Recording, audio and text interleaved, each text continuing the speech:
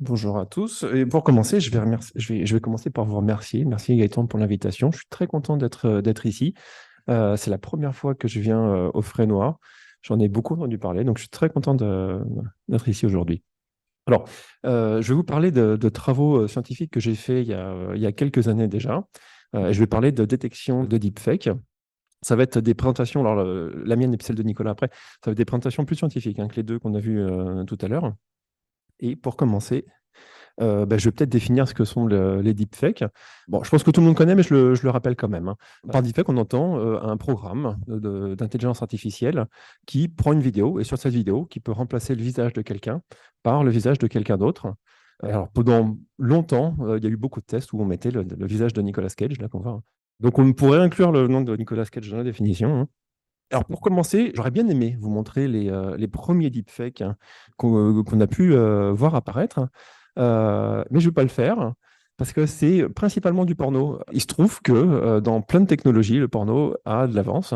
Et là, c'est vraiment une technologie qui a émergé du porno, où l'idée, c'était de mettre le visage d'une actrice très connue sur le corps d'une actrice moins connue. Donc, moi, je vais plutôt vous montrer trois vidéos un peu dans l'ordre. Allez, on va prendre une de 2018. Donc ça, c'est, on va dire, les premiers deepfakes qu'on a pu voir émerger. Les premiers deepfakes, c'est 2017, hein, mais bon, 2018, c'est les premiers deepfakes qu'on peut voir un peu apparaître. Et là, on va voir Superman en train de discuter avec Lois Lane, un peu différente, voilà. Et donc, qui a pris la tête de Nicolas Cage. Voilà. Donc, on peut voir, d'un point de vue visuel, est-ce que c'est impressionnant ou pas? À l'époque, oui. On le détecte quand même, en tant qu'humain, quand on voit ça, on se dit, bah, tiens, moi, je m'aperçois quand même que c'est pas vrai, hein. Je vais vous montrer un autre maintenant, là, un petit peu plus récent. Et en fait, en un an, 2018, on passe à 2019. Et là, on passe sur une vidéo qui est carrément plus impressionnante. Alors, donc là, en fait, c'est un imitateur. Et en fait, ce qui est intéressant sur cette vidéo-là, c'est d'une part la qualité, on va voir dans quelques minutes. Voilà. Donc là, on va apparaître un deepfake à droite. Ce qui est intéressant sur cette vidéo, c'est que d'une part, on voit que la qualité est très bonne. Et d'autre part, en fait, on passe d'un acteur à l'autre. Alors, si on attend un petit peu, on va voir. Euh, donc, alors, moi, je ne connais pas bien les acteurs américains, mais peut-être que vous allez les reconnaître.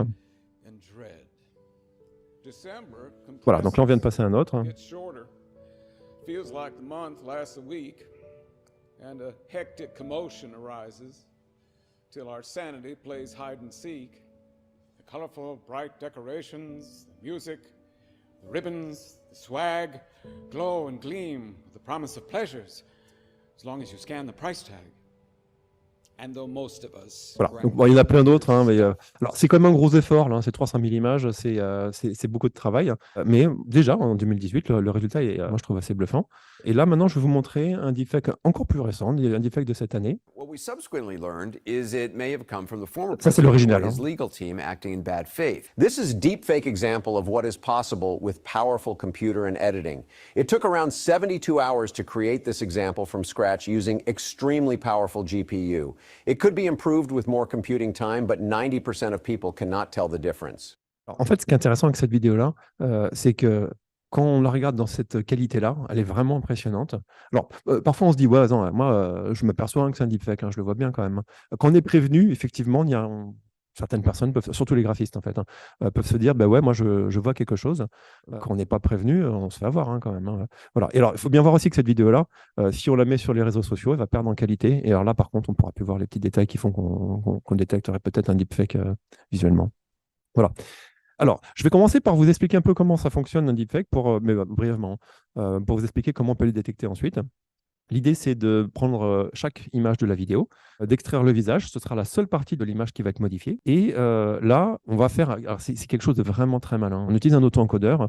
Alors, c'est la seule slide un peu technique. Et si on ne comprend pas, ce n'est pas grave, hein. Donc, en gros, l'idée de l'auto-encodeur, c'est de dire je prends une image, mettons celle du haut de Hillary Clinton, et je vais essayer de recréer exactement la même image, mais en passant par un auto-encodeur. C'est quelque chose qui va, on va dire, diminuer drastiquement la quantité d'informations.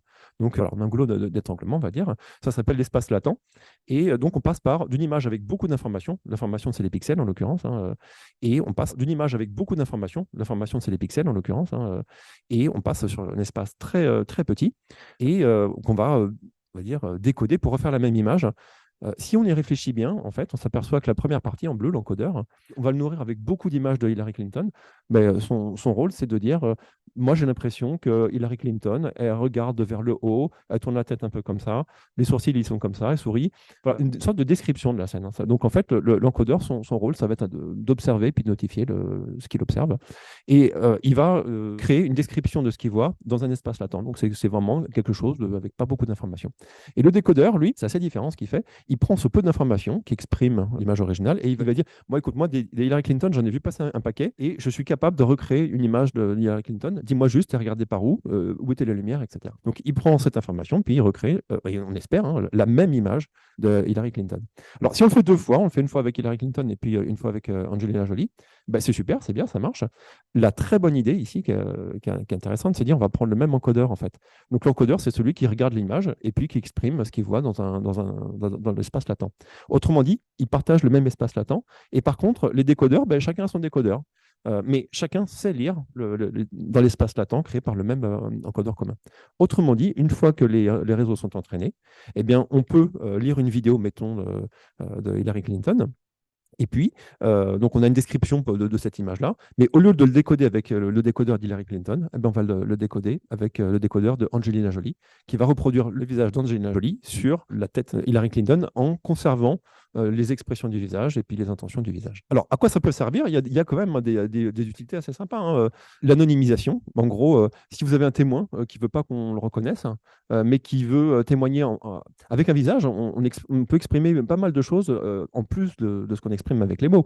Donc, on est content d'avoir son visage, mais on ne voudrait pas que ce soit le sien. Donc, on peut faire un deepfake avec, mettons, un visage qui n'existe pas, qui a été généré par un GAN, par exemple. On peut faire de la post-production, moindre coût, avec prendre des acteurs plus jeunes, parce qu'on avait des photos de plus jeunes, changer la langue, en gros, avoir les mouvements de lèvres qui conviennent à une autre langue. En communication, on fait une vidéo, au lieu d'envoyer son visage, on voit l'espace latent, c'est très très peu d'informations pour faire une reconstruction du visage après. Donc il y a plein d'applications sympas, mais on comprend bien que c'est quand même risqué, hein. C'est-à-dire qu'un deepfake, c'est facile à faire, ça coûte pas cher. Tout à l'heure, on a dit un super GPU, etc. Bon, voilà, très bien, un super GPU, c'est une grosse machine, hein, c'est un ordinateur qui coûte cher, mais ça va, hein, c'est pas... Enfin, un gamer, il a le même, hein, voilà, hein. Donc, c'est pas si cher que ça, hein. Et il se trouve que les humains détectent assez mal les deepfakes, hein. Donc, on peut vraiment facilement se faire avoir. Donc, du coup, on est content de vouloir les détecter. Alors, donc là, la deuxième partie, c'est comment je fais pour détecter un deepfake. Il y a plein d'approches possibles, hein. Je vous montre quelques approches, mais ce n'est pas forcément celle qui marche le mieux, hein. Détecter les incohérences de couleurs, ben en fait, un deepfake, quand il crée une nouvelle image, peut-être que la distribution statistique des couleurs, elle n'est pas forcément ce qu'on attendrait. On peut détecter les incohérences géométriques, parce qu'en fait, un deepfake, hein, c'est un réseau de neurones qui travaille sur des images 2D. Il ne fait pas de 3D, il ne fait pas de géométrie. Donc en fait, quand on voit la personne, elle bouge la tête et on a l'impression qu'il y a la géométrie, il y a la géométrie sous-jacente, mais en fait, il n'y a pas vraiment de 3D directement. Donc il se peut que quand on tourne la tête, il y a des problèmes de consistance géométrique. Donc ça, on peut essayer de le détecter également. Alors, ça, c'est un peu moins vrai maintenant, je pense, hein, détecter les incohérences entre les mouvements des lèvres, hein, et puis de la voix. Bon, quand on parle, les lèvres ne bougent pas exactement comme ce à quoi on pourra s'attendre.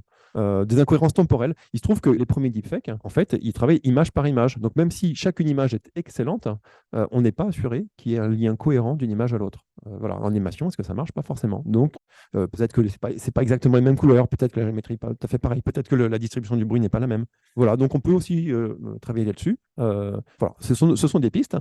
Moi, je vais plutôt vous parler de ce qu'on a fait nous.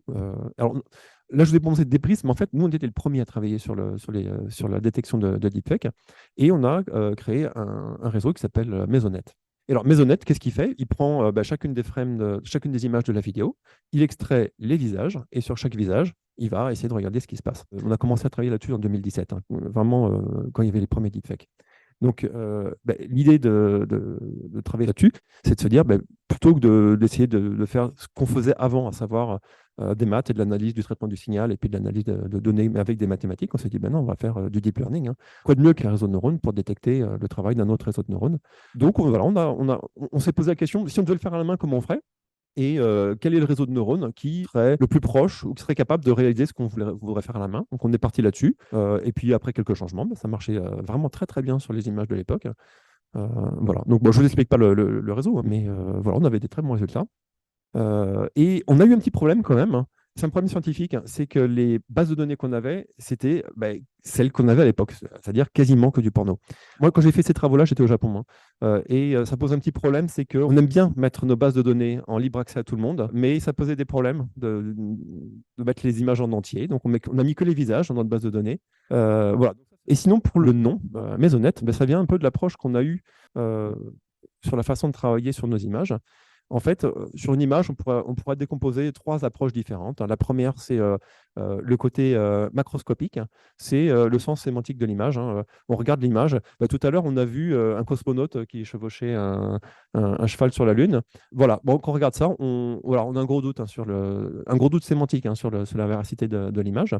Au contraire, si on prend le côté microscopique, alors c'est ce qu'on fait énormément sur la détection de falsification d'image, hein. On regarde au niveau du pixel et on se dit, tiens, ce pixel-là, pourquoi il est comme ça alors que le pixel voisin, il n'est pas comme ça? Pourquoi la distribution de bruit, elle est comme ça alors qu'elle devrait être autrement? Pourquoi la distribution de bruit, elle n'est pas homogène sur toute l'image? C'est quelque chose qu'on fait très souvent. Et sur la vidéo, ça marche pas du tout. Voilà. Donc là, il fallait trouver autre chose. Et en fait, la bonne échelle, hein, c'est l'échelle entre les deux. Donc entre le micro et le macro, ça s'appelle le méso, on va dire. Et donc, c'est quelque chose où on regarde ni l'image dans son ensemble, ni l'image au niveau du pixel. On prend un peu de recul et on peut s'intéresser à un œil, une bouche, le nez. Voilà, c'est partie du visage. Donc, c'est ce qui a donné le nom au réseau qu'on a créé. C'est quelque chose qu'on a publié en 2018. Et comme on a été les premiers à travailler là-dessus, on a plus de 1000 citations, hein, ce qui est assez honorable, hein, quand même, pour des travaux de recherche. Et donc, avec plusieurs co-auteurs, hein, Darius Afshar qui s'est beaucoup investi sur ce papier, deux collègues japonais, donc Yamagishi et puis Echizen Sensei. Alors, j'étais en délégation CNRS à Tokyo quand on a fait ce papier. Voilà. Alors maintenant, là, je voulais parler un petit peu de mes travaux sur la détection de falsification des deepfakes. Moi, j'ai beaucoup travaillé sur la détection de falsification d'images avant. Et dans ce domaine, comme dans plein d'autres domaines d'ailleurs, on va dire il y a une dizaine d'années, la méthode standard de régler des problèmes, c'est donc là, on a un problème et on y réfléchit, on trouve des équations, on trouve un modèle mathématique éventuellement, et puis on arrive à résoudre le problème. Depuis, on va dire, une dizaine d'années, même un peu plus, hein, avec l'émergence du deep learning, on s'aperçoit que maintenant, la façon la plus standard de résoudre un problème, c'est on a le même problème, en fait. Et puis, alors moi, j'ai mis un chapeau magique parce qu'en fait, alors c'est pas magique, hein, il y a quand même on réfléchit, hein, quand on fait un réseau, on ne met pas n'importe quoi. Le souci derrière, c'est qu'on ne sait pas comment ça marche, hein. C'est-à-dire qu'on a un réseau qui marche bien, mais on ne sait pas trop avoir de l'explication de la méthode qui est trouvée derrière, ce qui est pas nécessairement gênant, parce qu'en fait, si on nous dit que ça marche mieux, c'est chouette, hein, ça marche mieux, tant mieux, et ça, c'est bien. Alors, pourquoi je parle de ça, en fait? Dans le domaine dans lequel j'ai travaillé, moi, j'ai assisté à ce changement, en fait, hein, où avant, on travaillait tous sur des équations, y compris moi, hein. Et puis, à peu près cette période-là, en 2016, moi, je me souviens très bien, j'avais répondu à un appel à projet pour ce genre de détection, en disant, moi, je vais tout faire en deep learning. On dit non, ça ne marchera pas. Et les industriels pensaient que ça ne marcherait pas, les collègues pensaient que ça ne marcherait pas. Bon, 2 ans plus tard, on s'aperçoit, donc en 2017, on s'aperçoit que ça éclate tout, comme d'habitude, dans le deep learning, ça marche très très bien. Moi, ce qui m'a un peu surpris, enfin pas surpris, ce qui m'a marqué, c'est lors d'une soutenance de thèse, j'avais un collègue dans le jury qui me dit, ben voilà, moi, en fait, je sais que le deep learning, ça marche mieux, mais moi, mes équations sont bien, sont belles, hein, et moi, tant pis, je continue avec mes équations. Voilà. Et c'était assez marquant, en fait. Moi, ça m'a marqué. Alors, évidemment, maintenant, il fait du deep learning, hein, comme tout le monde. Mais c'est quelque chose qui m'a marqué quand même parce que, oui, en fait, là, on assiste à quelque chose de marquant. En fait, parmi nos plus jeunes chercheurs, on gagne énormément de compétences en deep learning. Et c'est intéressant parce que c'est des gens qui sont capables de faire des réseaux formidables. On obtient des outils qui sont beaucoup plus performants, souvent beaucoup plus performants que ce qu'on avait avant, des possibilités de création, comme on a vu ce matin, des choses très intéressantes. Et à côté de ça, on perd réellement des compétences en mathématiques. Moi, ma formation, c'est la vision par ordinateur. Il y a 20 ans, tout le monde savait calibrer des caméras du point de vue mathématique. Maintenant, dans les mêmes conférences, tout le monde sait faire du réseau, mais personne ne sait. Donc, en fait, c'est beaucoup de maths qui sont perdus, en fait, hein. Personne ne sait calibrer une caméra. Autrement dit, on perd des compétences en maths. Est-ce que c'est grave? Moi, je ne sais pas répondre à cette question. Est-ce que c'est inquiétant? Je ne sais pas répondre non plus. C'est juste que je le constate. Moi, depuis quelques années, j'ai arrêté de travailler sur les détections de falsification d'images pour la raison suivante, c'est que pour moi, ce n'était pas très intéressant, c'est-à-dire du point de vue scientifique, hein. Je ne dis pas que ce n'est pas intéressant pour tout le monde, je dis juste que pour moi, ça ne l'était pas. Et j'ai préféré continuer sur quelque chose que je faisais déjà, ces algèbres de Clifford, on appelle ça les algèbres géométriques. Ça, c'est probablement un de mes meilleurs papiers, je pense, que j'ai fait sur le thème. Et j'ai 20 citations, c'est un peu moins que les autres. Ça porte moins, mais bon. Alors, pour autant, je continue de travailler sur du deep learning, hein, parce qu'en fait, j'essaie d'intégrer dans des réseaux de deep learning des quaternions duo. Au lieu d'avoir des poids réels, on essaie d'avoir des poids quaternioniques qui sont extraites de ce genre d'algèbre. Donc, on verra, ça marche pas, on verra bien. Voilà, donc je continue à en faire, mais bon, j'explique un peu pourquoi j'ai arrêté de travailler sur la détection de falsification d'images alors que j'en avais fait beaucoup auparavant. Et pour terminer, j'en profite pour parler d'autre chose.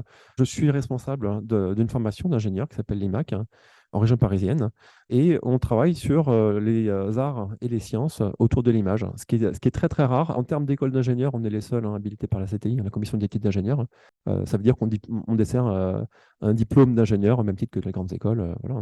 Et donc, on se focus beaucoup sur la programmation, les maths, donc moi c'est ce que j'enseigne, mais on fait énormément de travail sur les arts graphiques. Voilà. Donc, je profite d'être frénois pour parler de ça. Et donc, s'il y a des gens qui veulent en discuter après, je suis tout à fait disposé à en discuter. Et pour la partie artistique, c'est Gaëtan qui gère ça. Donc, Gaëtan est là aussi pour pouvoir en discuter avec vous. Voilà, c'était ma dernière slide. Merci pour votre attention.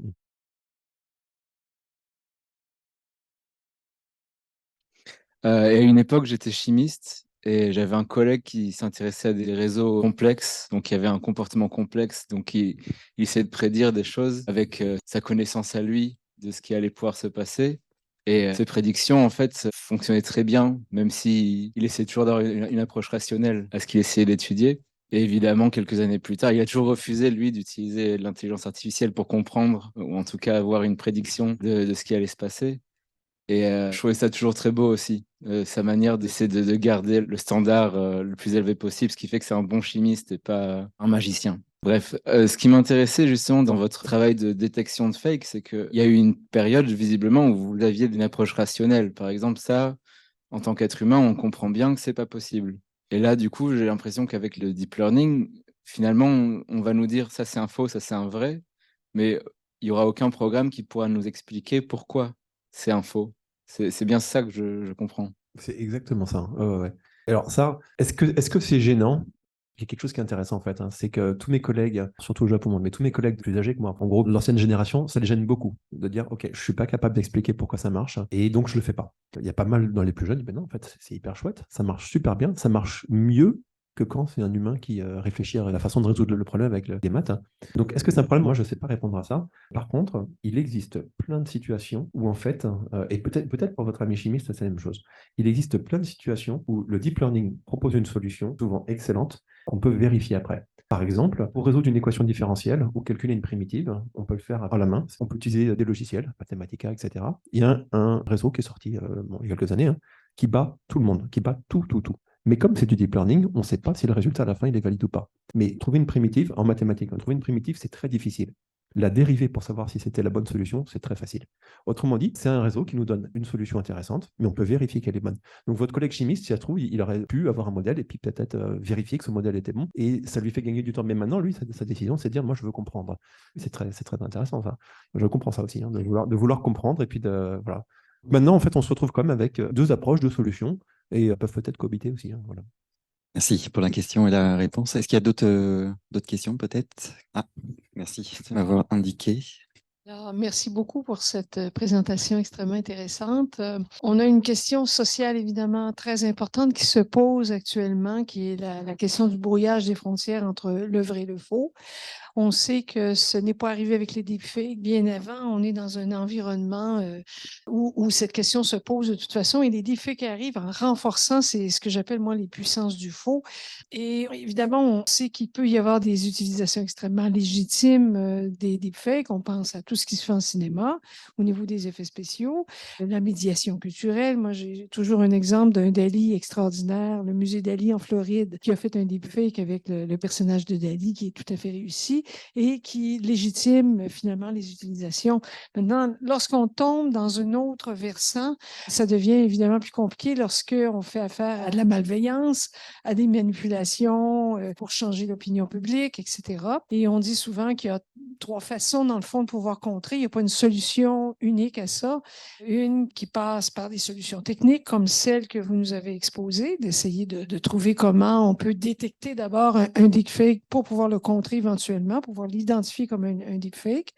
Des solutions gouvernementales, légales, évidemment, d'endiguer tout ce flot de deepfake qui peut arriver au niveau des droits d'auteur. Et on pense au droit à l'image, particulièrement pour les acteurs, qui est quand même important.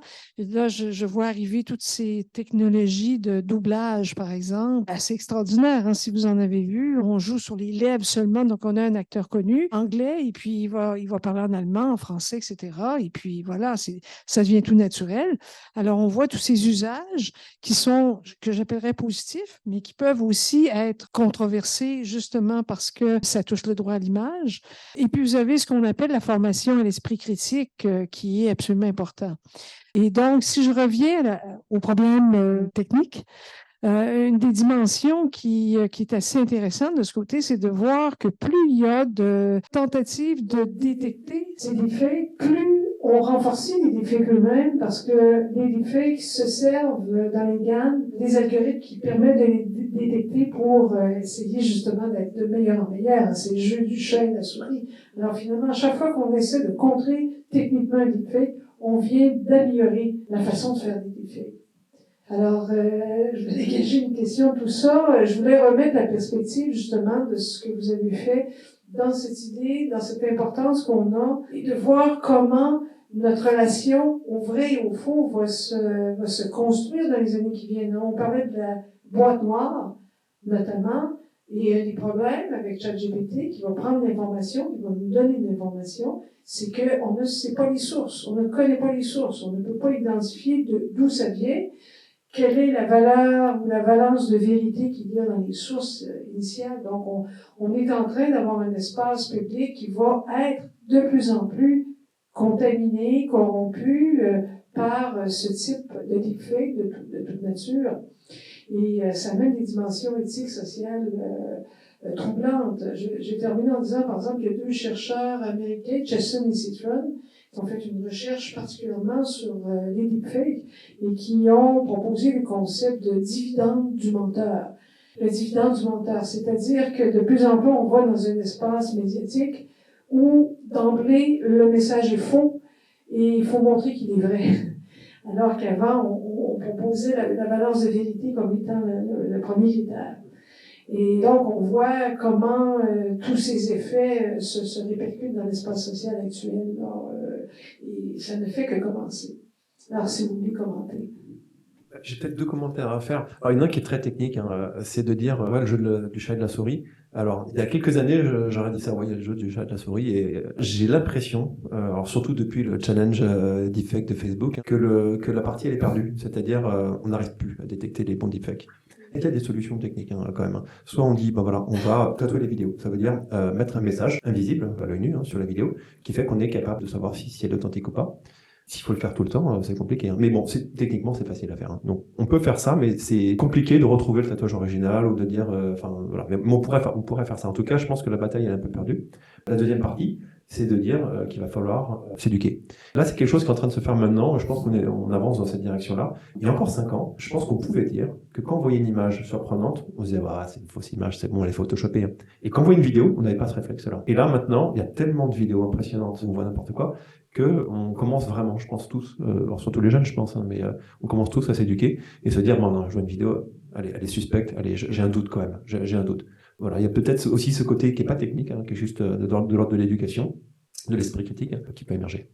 Ce que ça pose comme question, justement, c'est que plus, paradoxalement, notre littératie numérique augmente, plus on est susceptible d'avoir un doute généralisé sur toutes les images. Ouais. C'est tellement bien fait que lorsque vous savez que c'est à peu près indétectable présentement, vous avez raison, c'est le jeu du chat et de la souris, il est perdu actuellement. C'est plus détectable techniquement ou en fait avec des marqueurs, mais ça pose tout un paquet de problèmes s'il y a des marqueurs dans les images.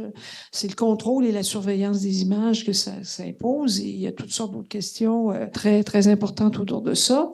Mais donc, c'est l'idée qu'on a un espace d'information où on a plutôt tendance à dire ça peut être faux au départ. Et donc, ce doute généralisé, on connaît les effets pervers dans notre société, dans nos sociétés, de ce doute généralisé, où personne ne croit plus ce qu'on présente, où les institutions sont finalement dévalorisées, et puis on voit ce que ça donne au niveau politique et social. Donc, les conséquences sont immenses. C'était déjà un mouvement, comme on le sait, depuis une décennie certainement, mais je pense que l'arrivée finalement assez récente dans l'espace public des deepfakes pose beaucoup de questions.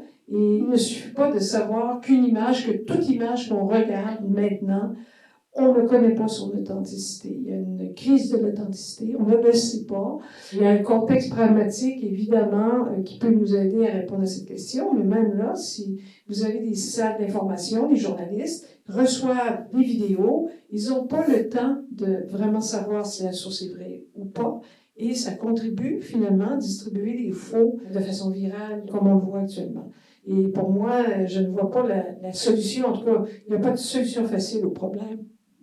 Je suis assez d'accord avec cette analyse. Pour avoir travaillé avec l'AFP ou l'Institut de recherche criminelle de la gendarmerie, les outils à disposition ne sont pas incroyables. Hein. Et effectivement, on ne trouve pas le temps ou pas les moyens techniques de vérifier.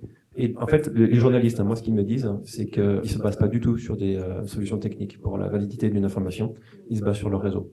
Donc, il y a quand même un travail journalistique derrière de vérification, mais il n'est pas technique, et ils vont s'enseigner autrement. Et c'est en ça, alors, ça, c'est une alternative à ce que vous dites, hein, c'est comment est-ce qu'on peut savoir qu'une information est vraie? Là, c'est peut-être de la confiance vis-à-vis d'un média qui est réputé sérieux, par exemple. Et pour le reste, les problèmes que vous soulevez sont clairs. Hein.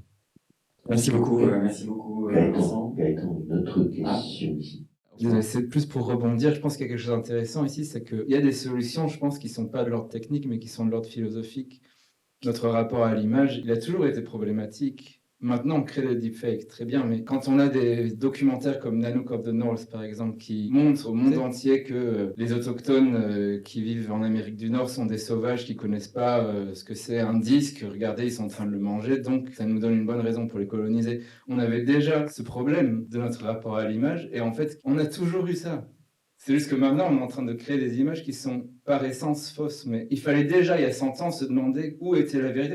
Enfin, la vérité n'existe pas au sens où on crée des images, et oui, il faut les contextualiser, il faut toujours se demander qui a créé cette image, dans quel contexte, et pour quelle raison peut-être aussi. Finalement, je trouve ça plutôt intéressant que là, on soit en crise de l'image et de la vérité, parce que ça va peut-être nous demander à nous, tous, humains, de faire un effort collectif de, tiens, comment on crée ces images, dans quel contexte, et pourquoi on le fait. Donc voilà, je pense qu'au-delà de la technique, il y a cet effort intellectuel. J'ai peu de doutes sur le fait que ça va pas se faire, mais je trouve ça intéressant qu'on puisse avoir un outil qui soit autre que technique. Je n'ai pas vraiment de réponse à apporter, je suis assez d'accord avec ce qui a été dit.